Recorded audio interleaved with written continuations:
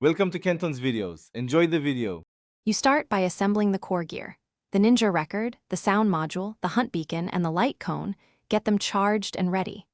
Once done, place the beacon in the center of your chosen open area and power the record so it can broadcast. You do this first because a stable signal and unobstructed path prevent false detections. Make sure to enable pairing on the sound module. The device listens for the record's unique frequency, which triggers the next phase. Now you sync and calibrate.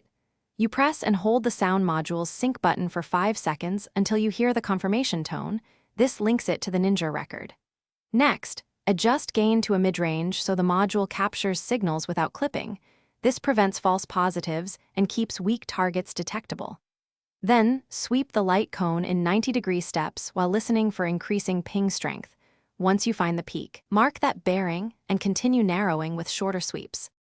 To finish, you tighten your search by having sweep angles to 45 degrees, then to 15 degrees to pinpoint the source. Move closer slowly and keep the light cone aligned with the strongest ping. When you have a lock, initiate the hunt beacon sequence to capture the target and verify the Ninja record's light pattern for confirmation. If something goes wrong, reboot both the record and sound module, then shift your position 5 to 10 meters. Often a small move clears interference and restores. Thanks for watching. Consider subscribing if we helped you.